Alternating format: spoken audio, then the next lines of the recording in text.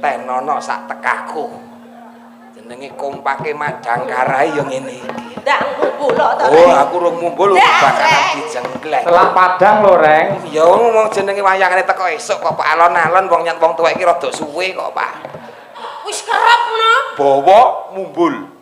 Teko dhuwur gondelan kuwi wesi. Aja mudhun nek urung tak jambak. Tembok jambak apane kudu. Wirone. Iki ngaturake apa? Ana bintang tamune ya kuwi Mas Gareng Tralala karo ya kuwi Mbak Lucy Brahman. Ha iya. Mbak Lucy mula diarani Brahman pancen ya bokonge gedene semono. Luar biasa. Mula mumpung iki urung besar ayo kon nembang dhisik. Ayo. Mergo yen besar sok kuwi arep nggih kurban. Ayo. Monggo Mas Gareng Tralala kula aturi pinarak wonten pepanggungan mriki. Ayo nggih. Semeneng obat ger aja pijer nangis. Nger nangis dadi lamatise. Tetep bersama. Kowe jago apa akhir aja wati karakan wis mesti akhir padha nangis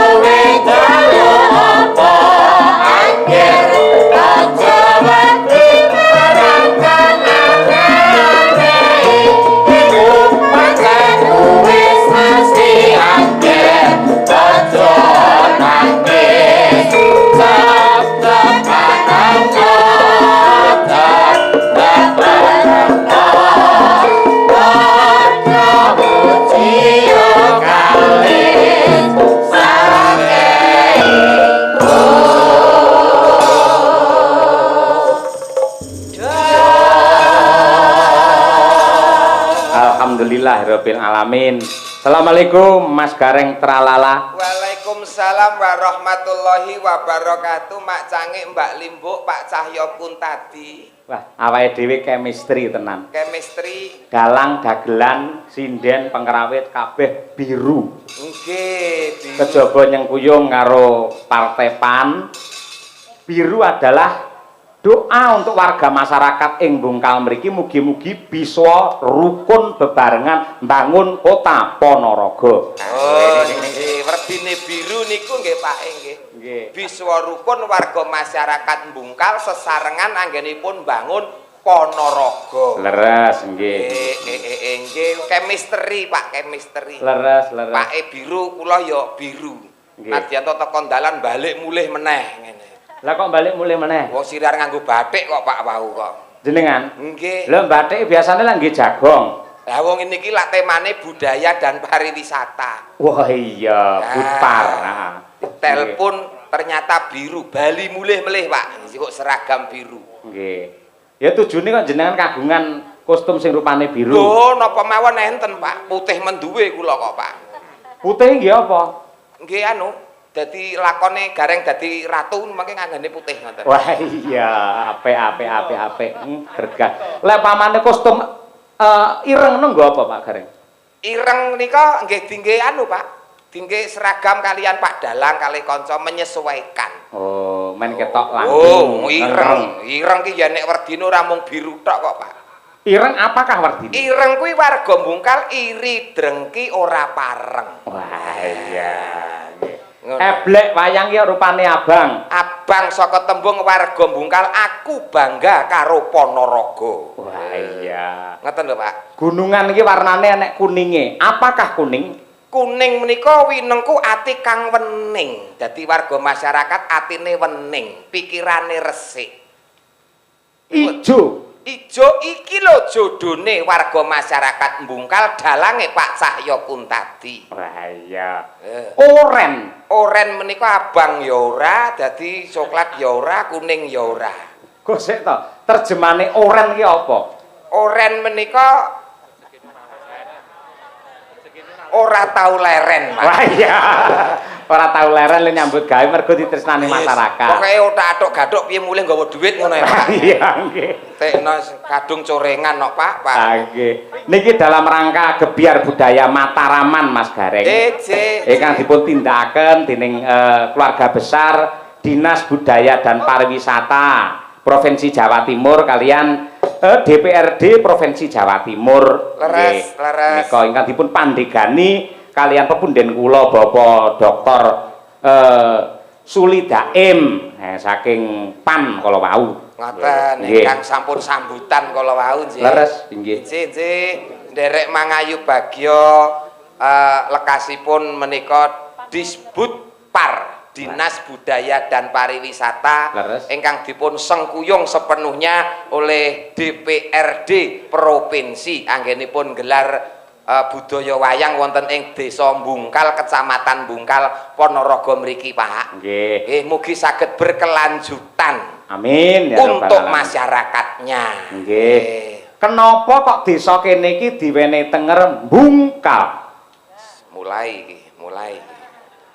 Bungkal lho pancen desane jenenge niku kok, Pak. Loh, Gareng yen nang ngendi-ngendi biasane selalu menerjemahkan, menjabarkan. Upamane Ponorogo apa iki para wargane do sayur rukun. No ki nata negara supaya becik. Lah, Bungkal iki lho resikone nek nderekke dalang cerdas ki ngene iki lho. Lah sampeyan yo cerdas kok ya. Ah, tenan iki iso koplak tenan iki nek orang iso ngikuti. Bungkal. Heeh. Niki dionceki ngoten, Pak. Nggih no. Ya sak iso-iso ya, Pak. Nggih. Sak iso-iso mergo ora persiapan kok langsung didadak ten panggung kok, Pak. Iya, Kak. Pancen yo kudu serba cepat, tepat dan akurat. Oh, nggih.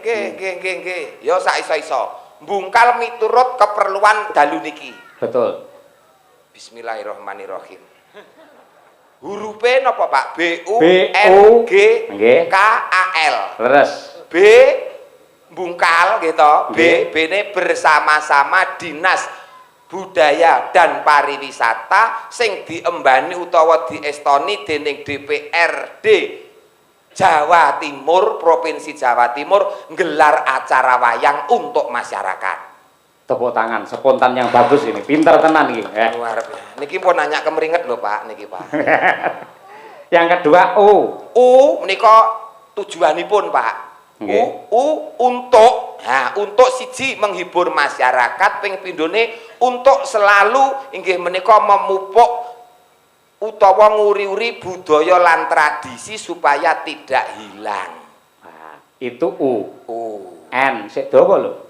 Iya, Pak, dawa, Pak, dawa. Nggo mlaku ngantek ketekuk-tekuk, Pak, dawa. N nilai luhur yang ada dalam pakeliran wayang sebagai contoh untuk kehidupan berumah tangga dan masyarakat ana ing Bungkal mriki. Luar biasa. Men saya semangat para penonton. Tepuk tangan to Pak Gareng elok iki. Men tambah semangat. Pun mboten sak tepuk tangan, pun. Lah ngopo? Wong iki yo mringis tenan kok dadak tepuk tangan. Gareng Tralala itu tidak pernah membutuhkan tepuk tangan, Pak. Terus? Nggih, yang dibutuhkan Gareng Tralala bukan tepuk tangan tapi uluran tangan, Pak. Iya. Tak kira saweran. Beda karo saweran. Oh, beda. Uluran tangan iki tegese donga, Pak. Donga, muga-muga pinaringan lancar anggere kula mikir Bungkal niki, Pak. Wah, iya. Nggih, mau apa mau? Niku U, N. Terus G. G ya, Pak ya? Nggih. Nggih, alon-alon, Pak. Alon-alon, yo nganggo mikir kok, Pak. Generasi milenial, generasi muda, generasi yang akan datang diharapkan akan tetap selalu cinta akan budaya dan tradisi Indonesia. Luar biasa nggih. Nggih. Astagfirullah. Ora rugi sewengi 750 ngene iki. Lah nggih to, arep golek jangkep 1000 kok angele. Iya. Yo sing penting berkah barokah. Penting disyukuri ora lokak saya kebak. Ora lokak tambah kebak, disyukuri mawon. Nggih. Nggih, pira-pira ditampa. Sing maringi ikhlas berkah kanggone sing nampa. Nggih. Ikhlas nggih? Ikhlas. 750 ikhlas. 750 ikhlas niki pira-pirae kula mulih ora nampa ya ikhlas. Ning raimu kok pucet ngono? Mboten pucet nyatraine gareng pun ngeten iki tegese kula mulih keng mriki lahir batin Pak ora disangoni ikhlas. Sebabe Wis lunas. wah iya. Le cemepak ngono. Wani gleling mergo wis lunas niku, Pak. Terus K. Kepara nyoto. Angel tenan Pak niki. K. Kebudayaan dan pariwisata sinergi untuk bersama-sama menghibur dan memberikan edukasi terhadap masyarakatnya melalui pentas wayang kulit. Wah, elah nggih. Ya dikompleti dengan dalang sapa bisa? Dengan dalang Ki Cahyo tadi satu-satunya dalang yang terbaik, best of the best, dalang idola. Saka tembung idola iki dalang ora larang. Iya. Ya ora apa-apa wong golek dulur kok ya to. Nggih, waton larang-larang malah ora ketanggap malah merongos ning omah. Betul, Pak, betul. Kula jenengan karo kanca-kanca iki sing penting lek iso metu kok omah ngoten mawon. Iya. Ten omah ya bunek kok, Pak. Iya. Ah iya. A. Mbok kula diwangi to, Pak? Yo ora, engko tugase dhewe-dhewe. Oh iya. Aku wis sewengi lho kuwi bakal mikire. Akan menjadi barometer tolok ukur di Provinsi Jawa Timur untuk provinsi-provinsi yang lain, budaya dan pariwisata sing selalu ngrembaka. Tepuk tangan untuk Jawa Timur. Iya. Ki ngongkon tepuk tangan karo mikir dhek bar iki apa ngono. Nggih. Iki mau apa? Niki A. Terus kari dhewe. L. Larso melu ra Larso. Ora melu. Lagi umroh ayo. Layak untuk diteruskan, layak untuk dilanjutkan acara seperti ini karena banyak manfaat yang positifnya untuk masyarakat, manfaat yang positifnya untuk Jawa Timur. Wah, nggih. Tepuk tangan. Iya. Nggih, Mas Jajak. Nggih. Menika Jajak mriki jijik.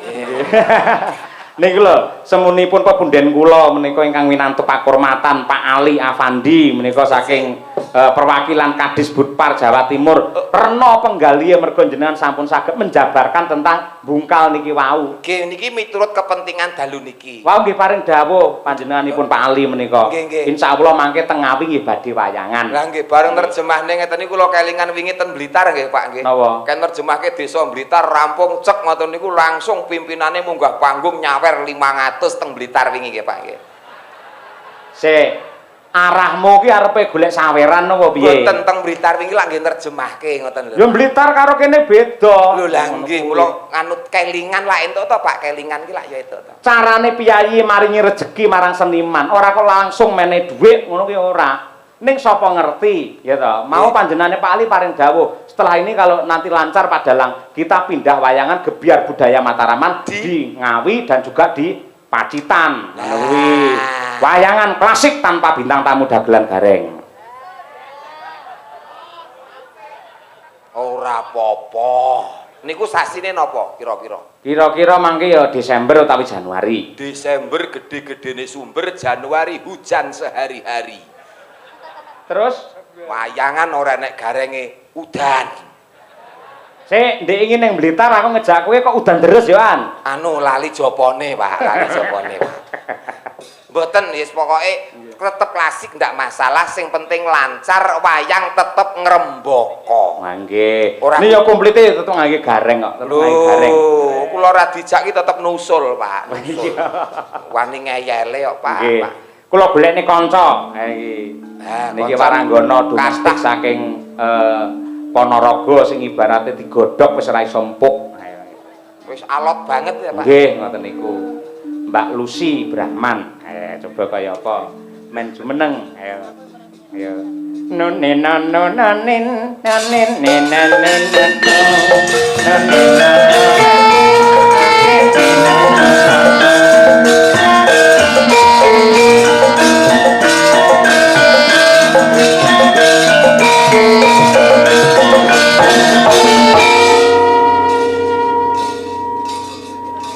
pun tepang Mbak Lucy kali Mas Gareng Tralala. Waleh. Tek ora kepenak tek waleh. Piyayine cerdas kaya ngoten nerjemahke mbungkal. Niki pras ketemu jenengan. Terus Biasane ora beda karo goreng. nggih.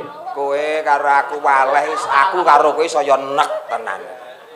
Awan lusi, sore lusi, wengi lusi. Wis, nek tenan, Pak. Kula niku nek entuk wong model kaya ngene iki tenan, Pak. Wis ora beda, Pak.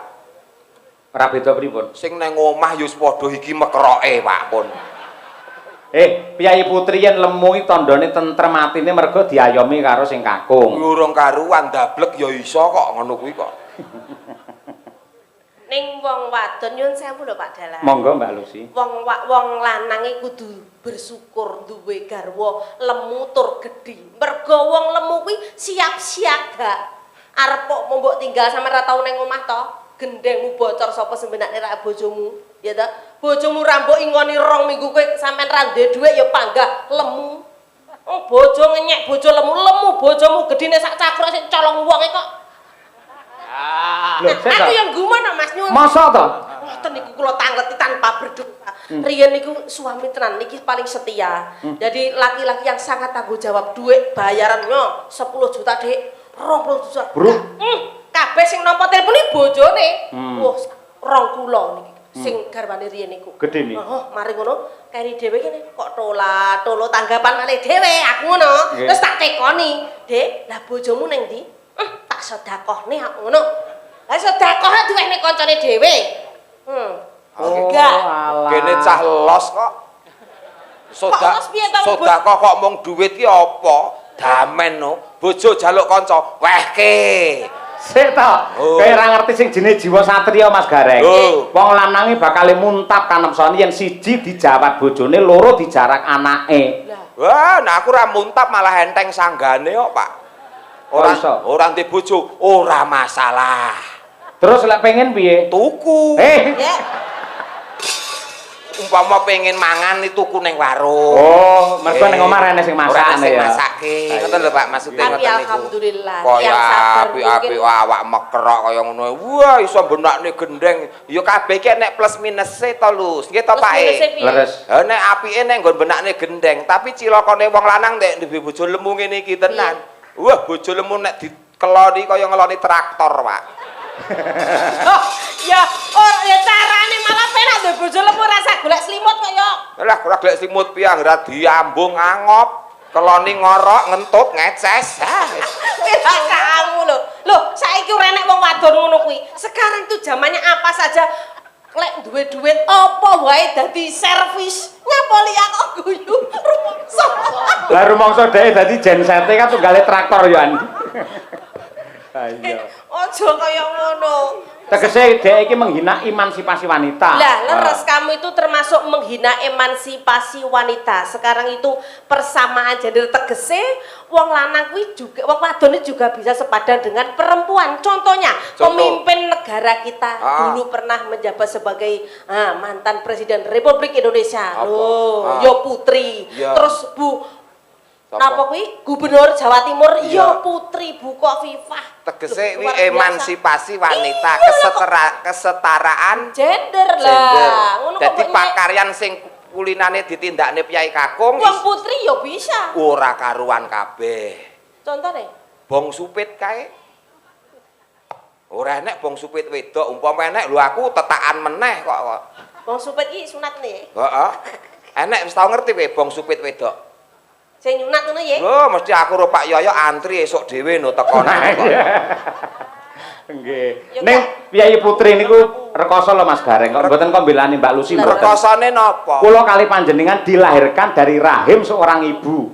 Terus Gembel bayi 9 sasi 10 dina. Rekoso banget. Tur yen lairan niku yen ora pepak sambung tuwe iso gondol nyawa. Mergo kaprahe ning agama diarani perang cakil ngoten nika. Sabil, Pak. Oh, sabil. Perang sabil, senes cakil, Pak. Iya, sabil. Senes cakil. Urung lek putrane ora metu-metu. Yo, dijahit ora mau dijahit obras kuwi ya toh nyawa. Ngono lho. Wong lanang apa paling wong lanang kudu disupit pisan tok wis selawase kok.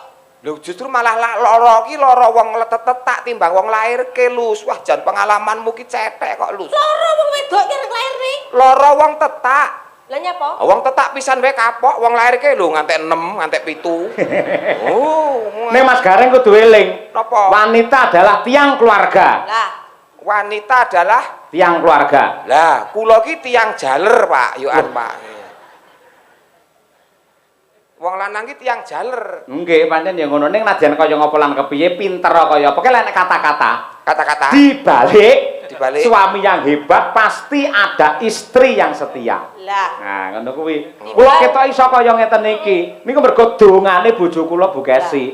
Seorang istri selalu mensupport sing kakung, makanya menjadi seorang laki-laki yang hebat dalang kondang. Bojomu yang ngono. Ra. Di mana suksesnya seorang laki-laki? Ya. Karena ada wanita yang hebat. yang setia Yang kok. setia, Setia. yang setia. Gini aku sukses sih bojoku ra setia. Lah nyapa? Ya kuwi mau. Oh. Ora apa-apa, tapi- tidak semua pepatah itu benar, Pak. Oh iya. Oke. Tapi kan sekarang harus diganti yang luar biasa. Apa? Garwane brondong niki Mas. Oh, ora ngrembug keluarga. Iki ngrembuke Dinas Budaya dan Pariwisata. Luar biasa. Malam Nah, hari ini sing mirsani sampai jeduk ana apa matur sembah nuwun. Niki dicaosi genten parian nggih penonton. Mas. yo iso to? Ya, lho. Ya, coba. Kiai mrigi kok. Coba. Aku belajar kuning Piai Bungkal Iya, parian, coba. Pamane pripun? Nah, piye? Ngecor beton digawe sumur. Cakep. Cakep. Mugi para penonton panjang umur. Amin. Amin. Terus ngemut wesi. Mbok ngemut liyane.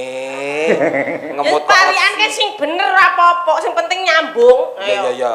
Dilat wesi nakno. Mau wis dimut kok terus didilat ki lho. Lah ora bener meneh. Ora positif kuwi ora. Oh iya. Ngemut-ngemut Ngemut dilat. wesi. Terus Ngemut wesi. Iya, sita. Karo mikir kaya ngemut wesi. nganti kok. Iya. Aku iso iki jane. Iya, Pak. Ngemut wesi. Setengah mati. Setengah mati. Mugi Pak Suli kathah rezeki. Amin. Wong Itu gur Bapak arep Suli. gur arep rone kok dadak ngemut wesi lho kok ya. Tes beneran ngantuk lho. Oh iya. Sampean saiki kagem Pak anu. Warga masyarakat Iya, Bungkal. warga Ya. masyarakat Bungkal. Tuku ungkal campuri es. Warga Bungkal kabeh pinaringan sukses. Sik ora masuk akal ungkal iso karo es iki piye to kuwi? Tuku ungkal mampir tuku es ngono lho, Pak. Oh, alah mampir. Sisan ngono lho, Pak, sisan ngono, Pak. Iya. Apa ora beneran? Tuku bantal karo ngombe es ngono ya gak apa-apa. Ya ngono, senengane kok. Nana. Neh, apa neh? Lho, mulih ta kula ta? Disingkat. Tuku ungkal dinggo ngasah arit. Heeh. Warga Bungkal kabeh sugih dhuwit. Ambek kari dhewe eneng iki sing urung kelewatan pokoke. Apa? Tuku yah digawa mrene. Pak Lurah kapan wayangane? Ih. Pak Lurah niku guru api-api ya. Oh, yayine sae sanget Nggih, lembah nggih. manah nggih. Sukses Yo selalu. yo engko bar iki terus bersih desa mapane ana kantor desa Bungkal kene. Nggih. Didongake wong kabeh sugih rezeki engko wayangan wis dadi niate Bungkal dijadikan tempat untuk pagelaran wayang oleh Dinas Budaya dan Pariwisata. Betul. Ora mung wengi iki nek engko bakale berkelanjutan. Amin ya. Rabbal Amin. Alamin. Dengan dalang Cahya Kuntadi. Lho. Bintang tamu Gareng. Bejen. Nusul. Nggih, niki dawuh napa rumiyin? Nembang rumiyin Mbak Lucy. Nggih, nembang rumiyin. Nggih. Nggih. Kula nyuwun menika caping gunung langkung rumiyin ingkang dipun kersakaken kalian para sutresna budaya mliginipun ingkang kala wau sampun kepareng leladi dumateng kula sak kanca para perwakilan panitia Oh nggih. juru ladi lan sanes-sanesipun supaya enget kalian zaman perjuangan ngersakaken caping gunung dijenglengke sing nembang Mbak Lucy sing jengleng Pak Degareng. Nah, oke. Monggo, Pak. Saben bengi Nek dhisik iya Lus, nek saiki wis 3 sasi pisan kok Lus. kok iso rono lho payune. Ya nek dhisik sik saben bengi Pak, nek saiki wis tuwek iki 3 sasi pisan ora mesti Pak. Tembang kok diprotes lho ora. Lah ya urung karuan 3 sasi pisan nembangke niki lho Pak. Oh iya. Nek dhisik saben bengi ya.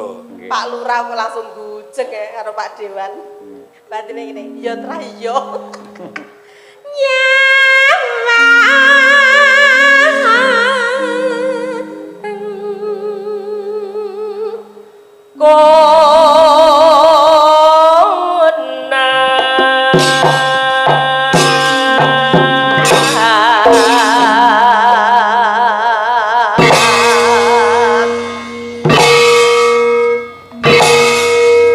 Krawitan iki nek wis madang karai ngene. Seniman pilihan.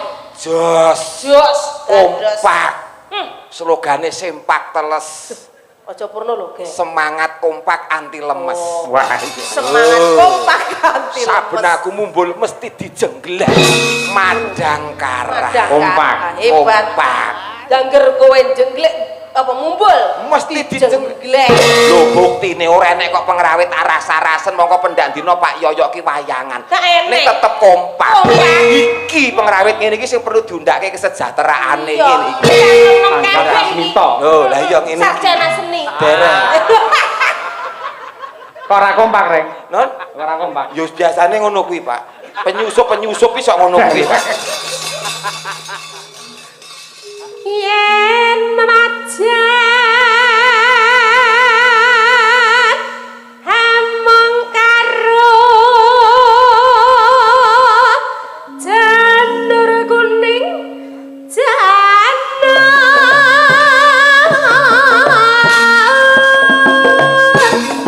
kuning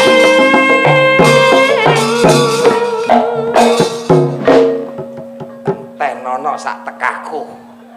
Jenenge kompake madang karai yo ngene iki.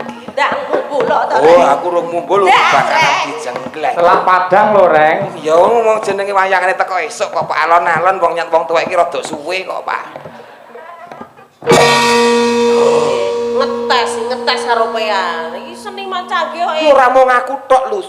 Kowe mumbul mesti dijengglek, Lus. Loh, cacah mudeng lho karo aku.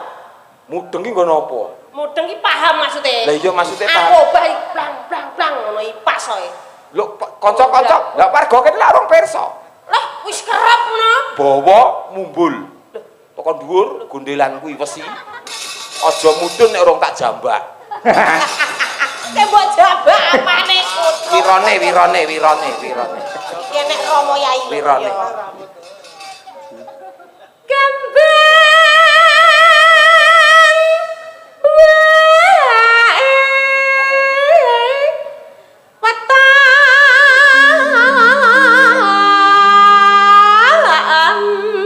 Ya.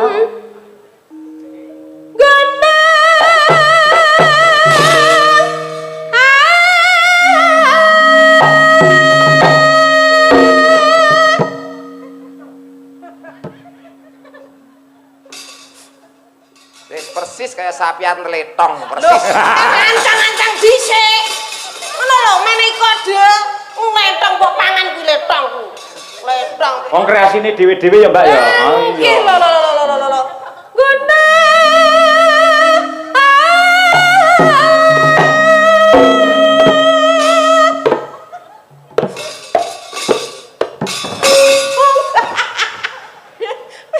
Ya ta, lek aku kerpling ngono lho.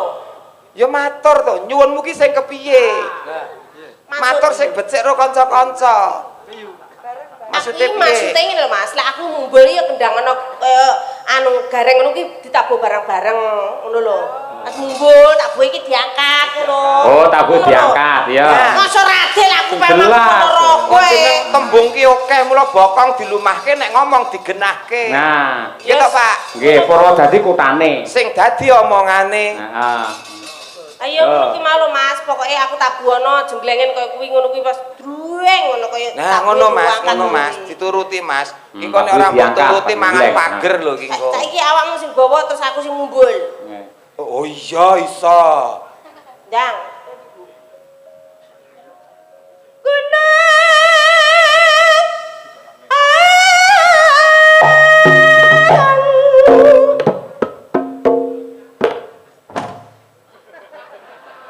Gak ngono kuwi jemati. Gak diangkat dhuwur ngono kuwi di. Maksude piye kowe mau nito nek aku mumbul diangkat lak ngono to. Maksudnya diangkat ning dhuwur ditabuh siji-siji kaya awakmu mau lho. Tabuh siji-siji, oh sing jelas. Wis. Gunung, ya Pak balene. Nuruti wong Ponorogo kok. Nuruti wong mekrok ki angele kok erat. Pak No ijan gak somet mbak aku dek iki lho Pak No. Cakno. Cakno langsung viral.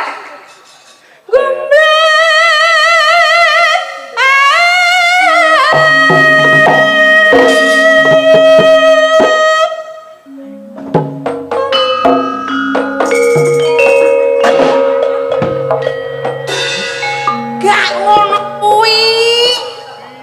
Jare ditabuh siji-siji. Munine lho piye? Munine ki lho piye ngono lho. Nabuhe ki munine piye? Mune iki bar jeng ngono lho. Mune ditabur jreng ngono lho. Oh, ndang jreng. Oh iya, apik. Aku wong Ponorogo ora Turutan ora mbok turuti uda ning panggung wong iki. Aku dhewe kayak kesenengan kok ya. Guna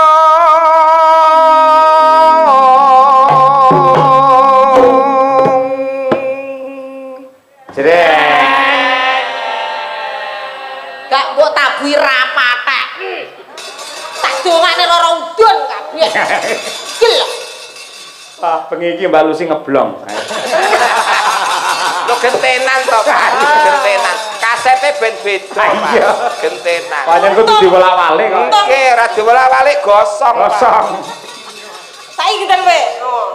Pak Cita.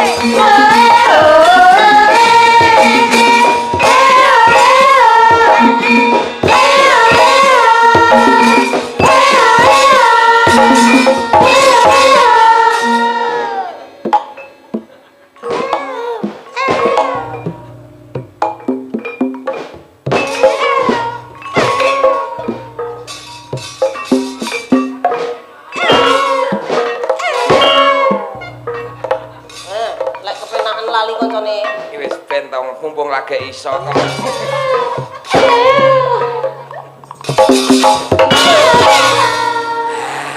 Ning Ponorogo iki kota santri. Kudune dhek berkarya dengan penuh etika. Sampeyan ngenjleng Mbak Lucy oleh ning aja didepne Mbak Lucy. Jenenge enggak sopan. Maksudnya sirahe Madhepe rono. Oh, ngono kuwi aja langsung madhep rene. Ayo. Kok madhepe mriko ngoten to? Nggih, ayo. Ngerti to, paham to? Paham, Oke, paham. Akhlakul karimah kudu dijaga. Iya. Yo, deblak untak. Yo, Ji, rok lu.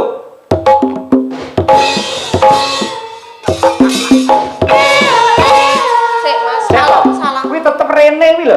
Kok ngerti to Pak jenengan bocah noleh? Lah aku nyawang kok kene kok ya. Ngene lho Pak. Sik mbok engko rono lho. Menggok dhewe kok. Ranakno ngono lho. Ah, ngono lho. Ora beneran.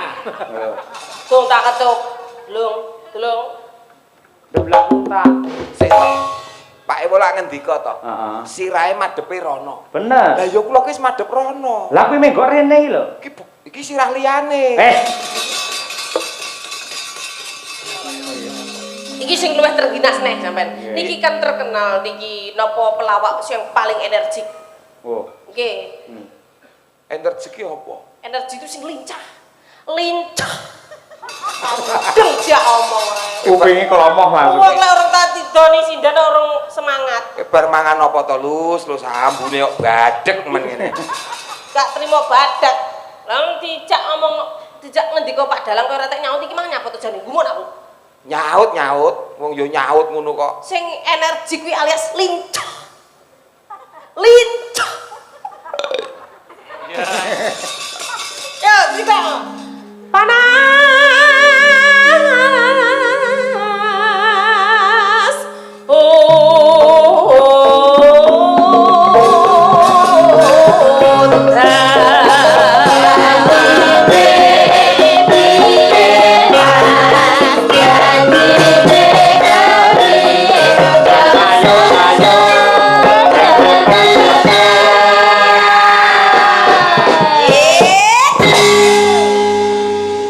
Para penonton ki ora wis biasa lek krenjengleng ki sak mumbulan wis biasa. Pelawak-pelawak kan mumbul sak ping 20 biasa. Lah terus piye? Lah siji ki apa sini no mahmu adoh kok kulon kono kok. Lah kudune kon ping pira? Lah ya sesuai sing nak bocah 6 sigak jeng minim ping 10. Jalukmu ping pira? 10. Tak turuti. Sapa ngerti ki permintaan terakhir. Sesuk sing nang Ngawi ku ora 10 ngono lho Pak maksud iki. Awang maring tratap sampean ning ngendika ora. Sing nang Ngawi sampeyan iki cukup 5. Oh iya. 10 to? Ayo. Tulang tak.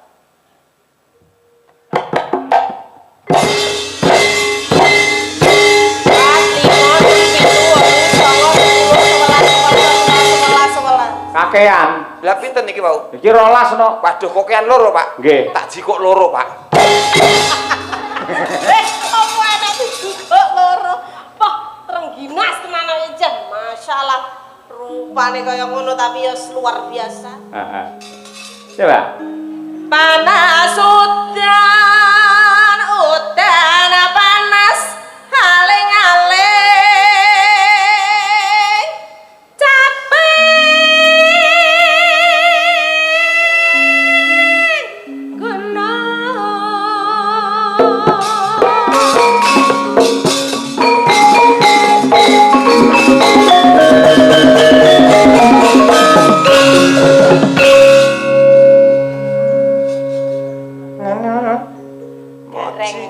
Aku.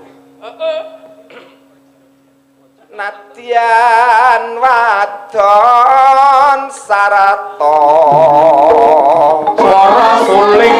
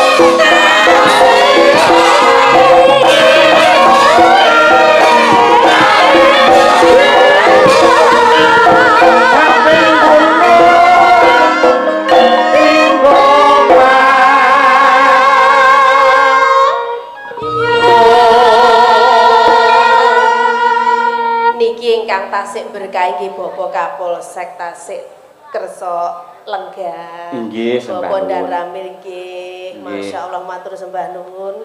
Mugi sehat panjang yuswanipun. Amin nggih. Sakar bisa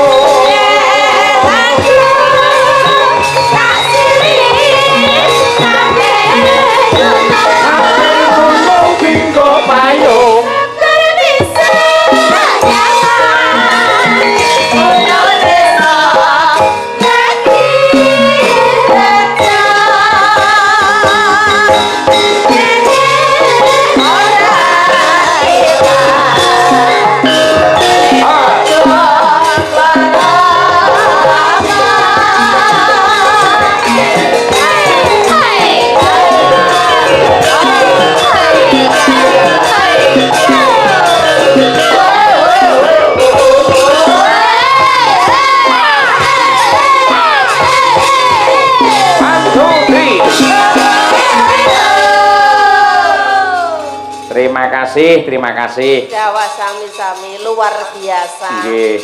Tembang menika kula wau ugi kula aturaken dumateng para pepunden kula, para guru-gurunipun, Mbah Kiyainipun, anak kula pun Brahma Kesawa ingkang lenggah wonten ing Ngabar.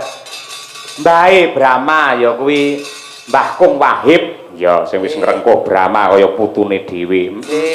Pak Jainul ugi mekaten wis kaya bapake Brahma dhewe teng mriki. Ugi Pak Nasrul lan sedaya kemawon Bu Maryam ingkang nyatanipun ya karo nglawentah santri ning ya tetep tresna kalih budaya. Ya, ngoten niku. Luar biasa. Boten kata lupen ugi dumateng penggemar setia Ki Cahya Putati wonten channel YouTube kathah sanget ingkang rawuh dalu niki. Wah nggih. Salam nggih. Kleben menika dipun tenggani kalian anak kula lanang Mas Nanda menika mahasiswa isi Surakarta. Jurusan pedalangan sing sok ngasta wonten mriki Mbak Lucy, Mas Nanda niku. Oh, ngaten. Ndi putahe? Nggih. Mas Nanda ndi? Odele. Oh, nggih. Oh, niku nggih. Wis tau dijak. Blas. Siap kathah mriki dalang muda luar biasa. Nggih, leres.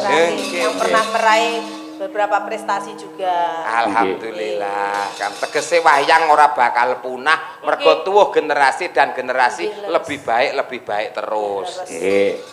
Menika wonten nawala saking pepunden kula Bapak Haji Suli Daim MM, Wakil Ketua Komisi E, Wakil Ketua Fraksi PAN ingkang ngersakaken lelagon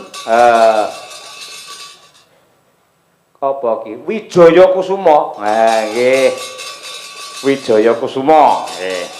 Tapi tak golekne kanca Mbak Lucy. Oh nggih, kita ayu-ayu wah iki lho rek. Iki sing anyar iki coba. Ayo, nggih. Ini iki lho, duwe bojo sing ngene iki lho rek. Ngene iki lho. Iki musuhe sumber kencana. Ayo, Mira. Oh Mira. Wah, jan ya. Bojo ngene iki. Cublak suweng men jumeneng. Yo Mbak Mira, dados.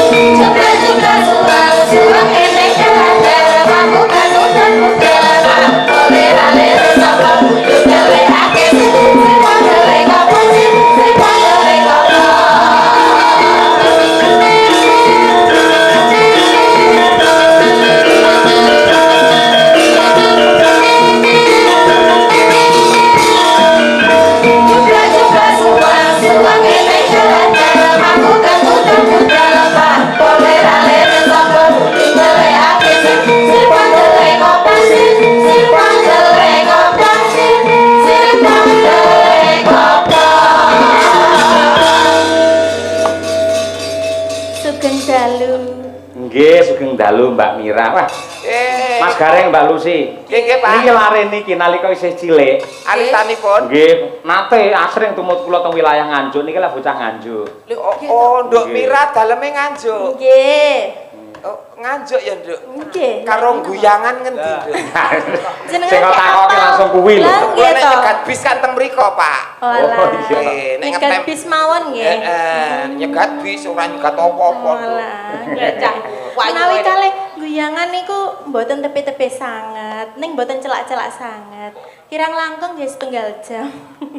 Oh, ya lumayan ado, lumayan ado. Pian kok apa ning kono?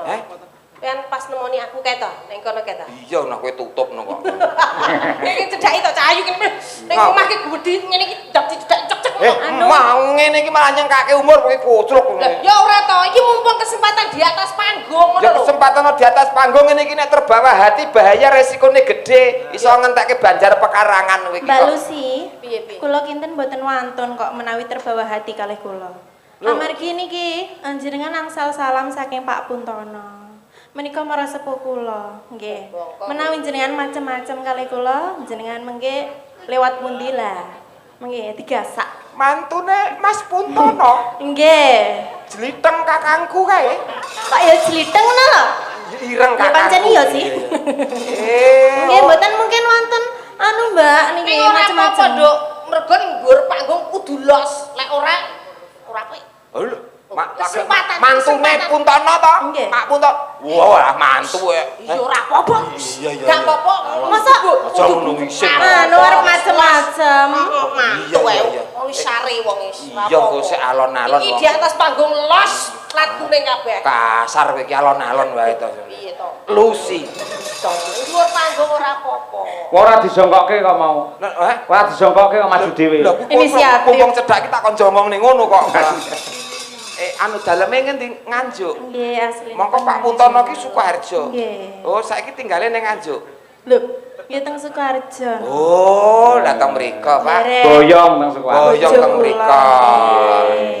Riyen kula nderek Pak Cahya niku tasih umbelen kula. Nggih. Oh, kabare ndek Teng panggung tasih nangisan. Oh, cilikane si momong kowe ki lho, Rek. Nggih jenengan sing nyewoki ngoten kok. Nek adus nggih didusi gitu. Oh, alah Mira sing dempet tak cewoki kae to. Gede saiki. Lah kan pamrih jenengan niku jane nggih napa nggih? Mbah. Gitu, mbah kula jane. Nggih to? Kan riyen sing ngomong kula. Leluwur. Lah nggih to. Wah, jak jebul iki bocah sing dempet kula cewoki nek adus tak dusi nika niki to, Pak. Sombong saiki. Kok iso? Saged. Cewek saiki cewek dhewe ora ngakon aku kok. Lah wis gede kok. Harus mandiri yang pribadi kok. Piye sampean umpama duwe Lho lah ya beda to upamane gantuk aku iki ngono. Umpama mlaku lah ya beda to, ceritane rak beda. Aku mlaku terus Pak Cahya kun tadi tanglet. Iya. Ya ampun Mbak Mira. Nggih Pak Cahya. Mindanipun tukon pinten. Ya ngalah kok sia-sia menda. Sing ditakoni iki aku ora mirane. Lah piye? Lho ngene sing ditakoni iki aku to, Pak. Lho Pak De Gareng. Pak Cahya. Nggih badhe teng pundi? Ngeterke Dik Mira nderekke Pak Cahya Kuntadi. Oh, ngaten. Nek umpama aku bojomu. Ya. Lho Pak De Gareng. Pun. Badhe teng pundi? Ngawinke jaran. Sia-sia. Ora gelem tak kawin dhewe. Iki meneh contoh sing ora apik. Kok bojo tuwa dijaran-jaranke. Bojo tuwa iki kanca berjuang. Aku karo kowe iki omah-omah duwe jaran, wayah ngawinke mula aku karo kowe mlaku golek jaran sing gelem ngawinke jarane dhewe ngono lho. Lah aku kok tuntut muni jaran kok. Ya Tak berarti kon- aku jarane. Lho kowe jaran apa udu? Utuh. Udu ra entuk nesu. Lah kok gandeng kok. Wong jarane dhewe sing nang omah kok. Truk. Ya sing adil.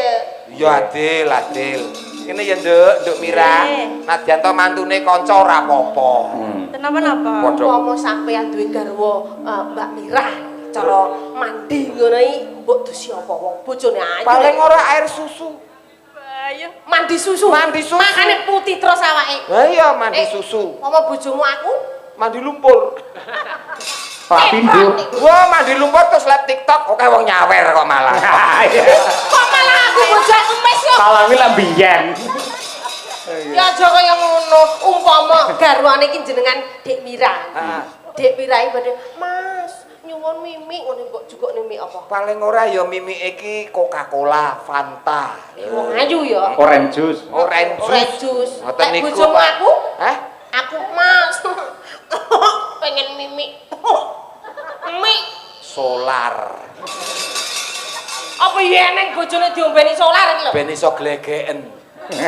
Angine engko iso metu. Lek pomo bojone kayu wae Mbak Mira, arep tindak ning mall ngene mbok tumpakne apa? Paling ora ya Alphard. Ya Dik ya. Wong wedoke tumpake Alphard kuwi nyeni. Nah, aku mesti apik neh iki pomo bojomu aku. Tak tumpake angkong. Disurung ngono apik kae. Adol rabuk ngono. Padha sok mben iki kowe tak jak ning pasar, tak tumpakne ambulan. Gelem. Pasare tutup ra sida ning pasar. Kusuma Wijaya ayo Nduk Mira. Isa ya Dik Mira. Kangen karo suarane jenengan coba kaya Wah apa. iya, cilikane kaya ngono, saiki gedene kaya ngene. Ha nggih. Kusuma Wijaya saged nggih. Nggih. Ya. Monggo katur Bapak Haji Suli Daim MM Sugeng Laras. Oh nggih Pak Wakil. Nggih, leres. Nggih. Monggo ganjos.